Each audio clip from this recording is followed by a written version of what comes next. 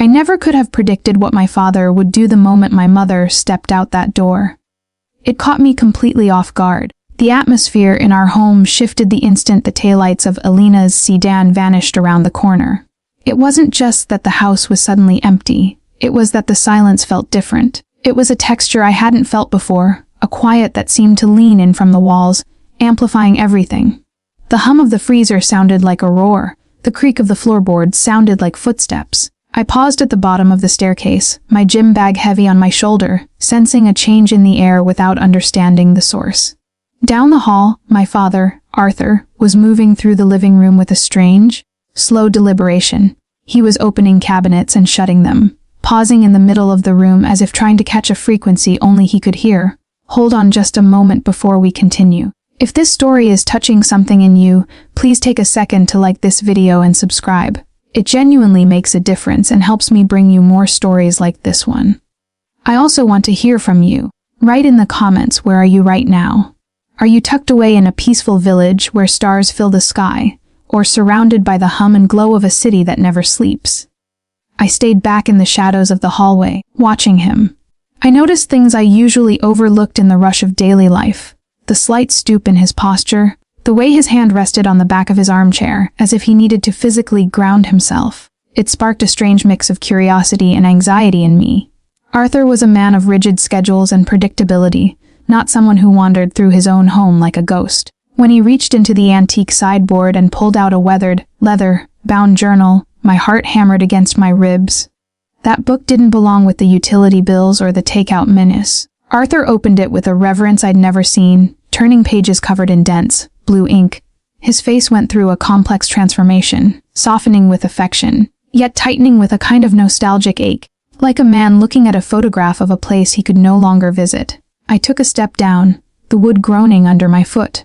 I told myself I was just going to the kitchen for a drink, but the truth was, I needed to know why the house felt so heavy, yet strangely warm. As I walked into the room, Arthur snapped the journal shut. He forced a smile that looked painful, the corners of his mouth twitching. I almost asked him what he was hiding, but something in his posture told me to wait. Instead, I mumbled something about the storm brewing outside. The rain was beginning to lash against the glass, and Arthur nodded, agreeing a little too eagerly. He turned away, his hand hovering over a stack of unread mail sitting next to that mysterious book. I saw his fingers trace the edges of the envelopes, as if confirming they were real. It made me think about my parents' marriage. To me, they were steady. No fireworks, no explosions. Just two people orbiting each other, sometimes in sync, sometimes drifting apart. I wondered, for the first time, if Arthur held secrets I was too young or too self-absorbed to notice. When he finally spoke, his voice was calm but laced with an unusual depth. He asked about my semester, about my friends, questions he'd already asked days ago. I answered, but I watched him closely. I felt like I was meeting a stranger who looked exactly like my dad. When I reached for a mug, my hand slipped, sending it clattering against the granite. Arthur spun around, eyes wide with genuine alarm, asking if I was hurt. I laughed it off, but the intensity of his reaction stayed with me. He was on high alert, as if the house itself was fragile and needed guarding while Alina was gone. The rain intensified, turning the afternoon into a premature twilight. Arthur picked up the journal again. He held it like a verdict. I opened my mouth to confront him, to ask what was happening, but he beat me to it. He took a shaky breath and announced he was going to the garage for a bit, that he needed to check on things. I nodded, confused. He never tinkered in the garage without a broken appliance to fix. I watched him pull on his cardigan, pause at the back door, and look over his shoulder at the kitchen as if trying to memorize the light. Then he stepped out into the gray drizzle, leaving me alone with the questions. The silence rushed back in, louder than before. My mind raced. Was there trouble between them? Was he worried about the future? Did that leather book hold a confession? I wandered through the rooms, touching the back of the sofa, the dining table. It all felt like a set for a play I didn't know the lines to. Passing their bedroom, I saw the bed perfectly made, Elena's reading glasses on the nightstand. The void she left felt sharp. I sat on the edge of the mattress, trying to shake the feeling that a major life event was happening just out of my view. Minutes later, the back door opened. Arthur returned, damp and shivering slightly, but his face had cleared. He looked resolved.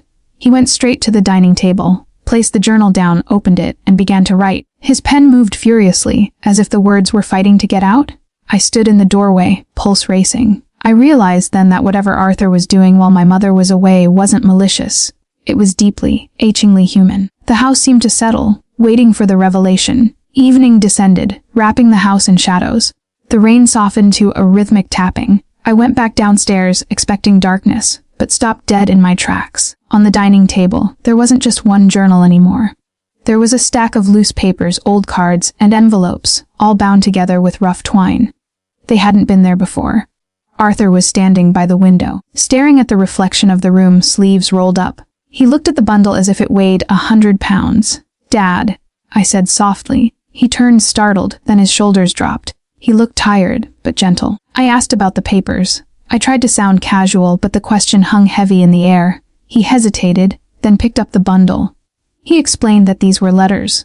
Letters written over the span of 20 years. Thoughts he had never found the courage, or the right moment, to say out loud. I listened, feeling a strange warmth spread through my chest mixed with confusion. I thought they told each other everything. Arthur sat down, placing the letters between us like an offering. He told me that sometimes, love doesn't break with a scream, it wears thin in the silence. It fades under the weight of mortgages, and parenting, and exhaustion. He said that instead of picking fights or shutting down, he wrote. He poured his fears, his gratitude, and his apologies onto paper so that they wouldn't rot inside him. The image of my father, sitting alone late at night under a single lamp while we slept, writing these things down. It made my throat tight. "Why hasn't Mom seen them?" I asked. He admitted he was afraid. Afraid that bringing up old feelings might rock the boat. Afraid that his words would sound foolish. His honesty was disarming. I realized this wasn't a secret of betrayal, it was a secret archive of devotion. He told me each letter held a specific memory. A time he was proud of her but stayed quiet. A time he was sorry but couldn't find the words. He said that watching Alina drive away that morning hit him hard. He realized time wasn't a renewable resource. The empty house felt like a warning of what life would be like if he waited too long. He began to untie the twine, then stopped. He asked if he should give them to her. I nodded, fighting back tears. "She needs to know," I said. "She needs to know she's loved, even in the quiet parts." The clock ticked in the background as Arthur spoke about how marriage evolves.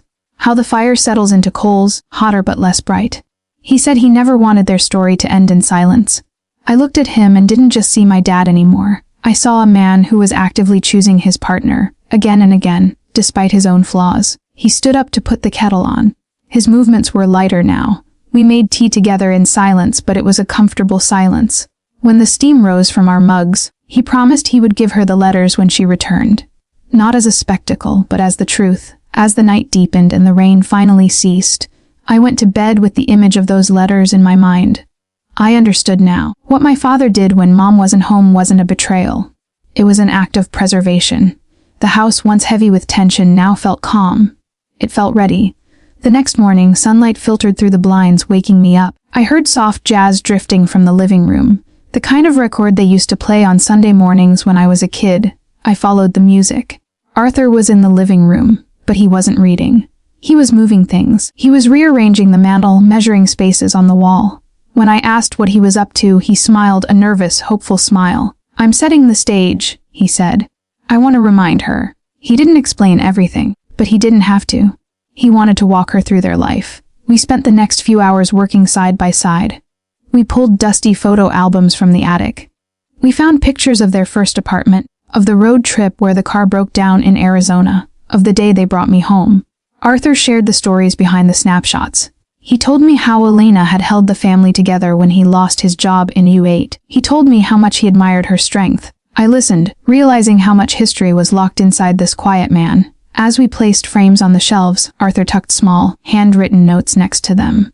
Not poems, just sentences. "I was scared here, but you made me brave.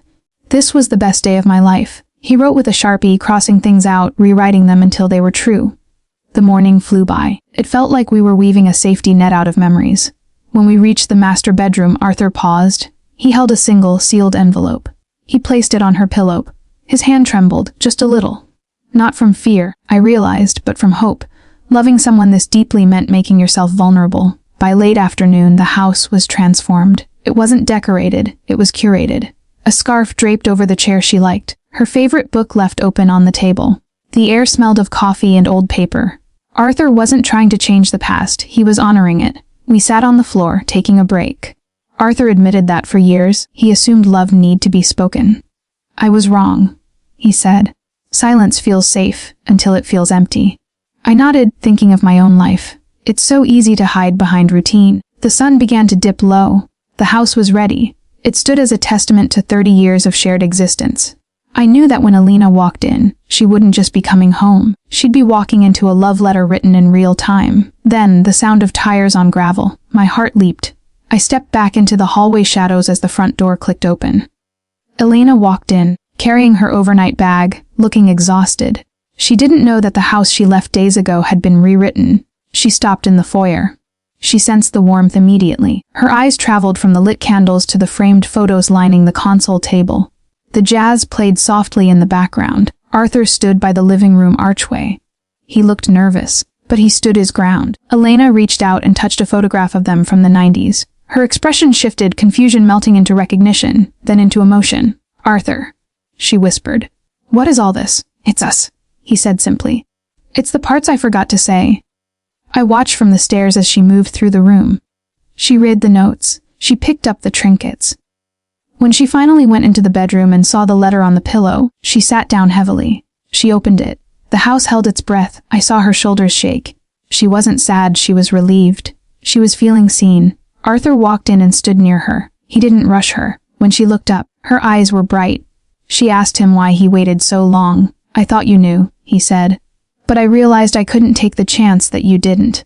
She stood up and closed the distance between them. She took his hands. They stood there, quiet and connected. They weren't fixing a broken marriage, they were renovating a tired one. I slipped away to my room, feeling a profound sense of peace. Later, we ate dinner. The conversation flowed easily. The tension was gone. That night, I stepped out onto the back porch to give them space. I could hear their voices through the screen door, low, laughing, murmuring. I thought about how surprising love actually is. We think it's about grand gestures and movie scenes. But really, it's about patience. It's about the effort to be understood. I realized that what my father did when my mother wasn't home wasn't a shock or a scandal. It was a reminder. Even the steadiest love needs maintenance. Even the oldest fires need new wood. As the lights dimmed inside, I smiled. I had witnessed something rare, a promise renewed in the quiet. The house finally exhaled, settling into a peace it had been waiting for all along.